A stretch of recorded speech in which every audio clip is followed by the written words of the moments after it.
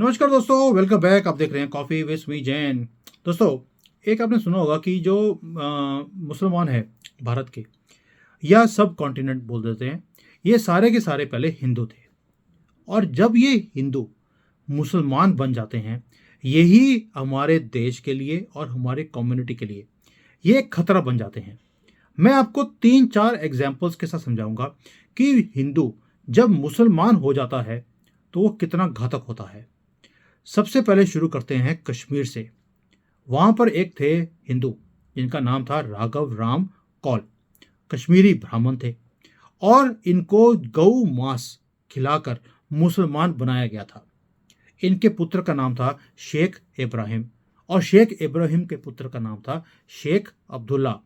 और शेख अब्दुल्ला, इनके पुत्र का नाम था फारूक अब्दुल्ला। आप फारूक अब्दुल्ला को तो भूल नहीं सकते, और उनके बेटा उमर अब्दुल्ला। अब ये देखिए, सोच के देखिए कि ये है सारा जो अब्दुल्ला परिवार, ये है कौन? ये राघव राम कौल, जो कि कश्मीरी पंडित थे, ये उस परिवार से आते हैं। और जब इनकी ताकत थी कश्मीर में, इन्होंने क्या कुछ किया, वहां पर क्या व्यवहार किया, आग लगा कर रखी। 70 साल वहां पर इन्होंने जो कहर मचाया है, इसका कोई जवाब ही नहीं है। और नरेटिव ये चलाते थे वहां पर, क्या चलाते थे कि भाई कश्मीरी पंडित हो, डोगरे हो, सिंधी हो, वाल्मीकि समाज हो, कोई भी हो, इनका मांस नोच नोच कर इन्होंने खाया है 70 साल इस फैमिली ने। और उन्हें पलायन करने के लिए मजबूर किया। उनकी जो औरतें थीं, लड़कियां थीं, उनका अपहरण किया। उन्हें भी जबरदस्ती क्या बनाया? मुसलमान बनाया। और आज वो सारी की सारी इनके साथ इतनी ब्रेन वॉश्ड हैं कि वो भी जिहाद में इनके साथ लगी रही। और कश्मीर का इतिहास ही इन्होंने चेंज करके रख दिया, डेमोग्राफी चेंज कर दी। किसने? कश्मीरी पंडित जो कन्वर्ट हो गए थे मुसलमान के अंदर, उनके द्वारा ये सारे काम किए गए। अब हम दूसरा एग्जाम्पल और लेते हैं। वो थे चितपावन ब्राह्मण। उनका उनके उनके अंदर एक आदमी था जिसका नाम था तुलसी राम। ये तुलसी दास की बात नहीं कर रहा हूं, तुलसी राम है। उन्होंने टीपू सुल्तान से बचने के लिए इस्लाम कबूल कर लिया था और अपने गांव, उसके गांव का नाम था ओवस। ओवस को उन्होंने अपनाया और उसी का सरनेम ओवसी बना लिया। अब आप समझ गए मैं कौन सी फैमिली की बात कर रहा हूं। वही मियाँ जी जो कि अपने आप को ओवसी बोलते हैं। अब उनके ओवसीपन का भी अब पूरा किस्सा सुन लीजिए। वो तुलसी राम के जो पुत्र थे, उनका नाम था अब्दुल वाहिद ओवसी। अब्दुल वाहिद के पुत्र का नाम सुल्तान ओवसी। सुल्तान ओवसी का सलाहुद्दीन ओवसी, और सलाहुद्दीन ओवसी के पुत्र का नाम था असुद्दीन ओवसी और अकबरुद्दीन ओवसी। 2 गंदे कीड़े उसने पैदा किए थे। ये दोनों भाई आज की डेट में जो कि इतना तांडव डांस कर रहे हैं। और विडंबना देखिए क्या है। ओवसी ब्रदर्स जो है ये गोडसे से घृणा करते हैं, और ये खुद उसी समाज से आते हैं जिस समाज से गोडसे भी आते थे। यानी कि दोनों ही चितपावन ब्राह्मण हैं। इनका भी यही नैरेटिव है कि दूसरे लोगों को डराना, यानी कि हिंदुओं को डराना, धमकाना, अपनी सत्ता काबिज रखना। और उसके बाद बोलते हैं 15 मिनट के लिए आप पुलिस को हटा दीजिए, हम मुसलमान बताएंगे हिंदुओं को कि हम क्या करेंगे, 25 करोड़ 100 करोड़ को ख़त्म कर देंगे। ये इनका नैरेटिव है, मेरा नहीं है। किनका?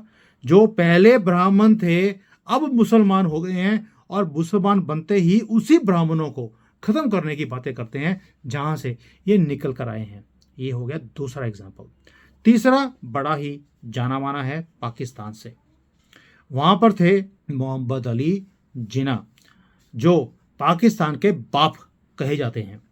इनके भी बाप का नाम क्या था? पुंजा लाल ठक्कर। वो भी एक गुजराती हिंदू थे।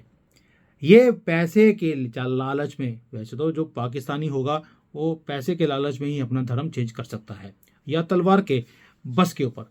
अब पैसे देखे तो इसने धर्म छोड़ दिया हिंदू का और मुसलमान बन गया। इनके भी वही नैरेटिव था कि भाई हिंदुओं को ख़त्म करना है और हम हिंदुओं के साथ नहीं रह सकते। और भाई जो ऊपरदेव अब्दुल्ला था, वसी है, इनकी तो 3-4 पीढ़ियों में डीएनए चेंज हुआ।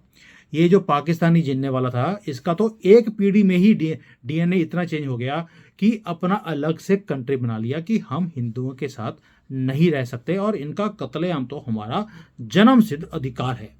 खुद पैसे के लिए धर्म चेंज किया और आज पूरे 25 करोड़ जिहादियों को जो कि पाकिस्तान में रहते हैं उनको कटोरा हाथ में पकड़ा दिया है और क्या बोलता है कि भैया खुद भी कटोरे में दुनिया भर से भीख इकट्ठी करो और मुझे भी कुछ दो।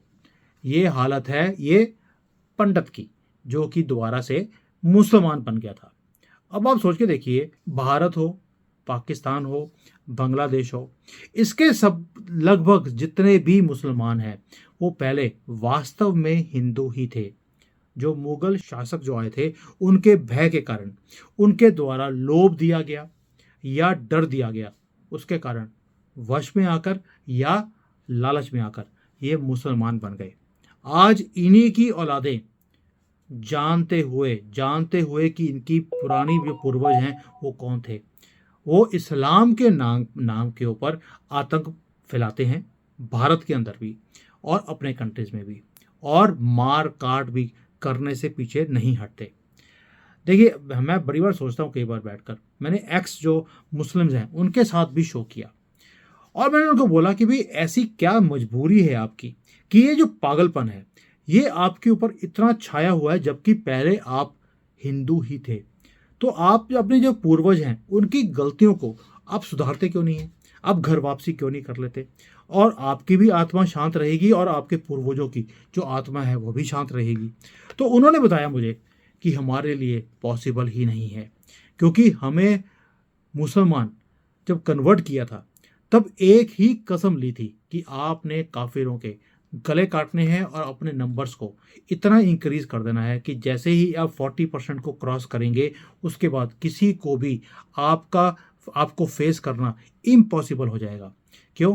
क्योंकि हम धर्म को आगे लेके जाते हैं तलवार के बेस पर या पैसे के बेस पर। पैसा हमारी ऑर्गेनाइजेशन के पास, वो ऑर्गेनाइजेशन बोलते हैं अपने आप को कि हमारी ऑर्गेनाइजेशन के पास बहुत पैसा है, हम किसी को भी खरीद सकते हैं, धर्म को चेंज करने के लिए मजबूर कर सकते हैं। और हम सनातनी क्या बोलते हैं कि भाई ईश्वर एक ही है, धर्म भी एक ही है और वो है सत्य के बेस के ऊपर, और सनातन सत्य के बेस पर खड़ा हुआ है। हम अपनी तरक्की भी देखते हैं और सामने वाले की भी कैसे तरक्की हो सकती है, हम उसके ऊपर ही सारी उम्र काम करते रहते हैं। और ये जो नकली धर्म वाले हैं ये क्या काम करते हैं कि एक पैदा करते हैं, साथ में बोलते हैं कि एक जो हमारा पैदा हुआ है ये दूसरे वाले के 10 को ख़त्म करेगा। ये मज़हब है, रिलीजन है, ये एक आतंक की दुकान है, क्या है? सनातन नहीं है। सनातन प्यार से चलता है, सबको साथ में लेकर चलता है, क्योंकि धर्म वही है। और धर्म है अपने देश की तरक्की करना, अपनी लाइफ की भी तरक्की करना। और ये बाकी लोग हैं जो अपने को बोलते हैं कि भाई असीता मुसलमान, हमारा असीम धर्म, ये धर्म है ही नहीं, एक आतंक की दुकान है। और ये अज्ञानवश उस सब को वो फॉलो करते जा रहे हैं, उसको एक ज़ॉम्बीज़ की तरह, जिसका कोई इलाज ही नहीं है। सत्य वही है जो आदिकाल से था और आदिकाल के बाद अंत तक, अनंत तक भी ऐसे ही रहेगा। इसको बोलते हैं सनातन। तो दोस्तों, ये जो कन्वर्टेड मुसलमान है ये सबसे ज़्यादा खतरनाक है। और वो हिंदू जो अब उस कगार के ऊपर है वो कन्वर्ट करने की, वो भी उतना ही घातक होगा जितना ये थे। जो अभी नया मुसलमान, तभी बोलते हैं नया मुसलमान ज़्यादा घातक होता है पुराने वाले से।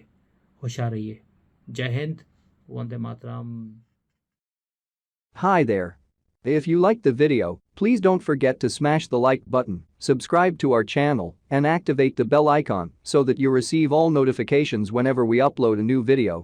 Thanks for watching.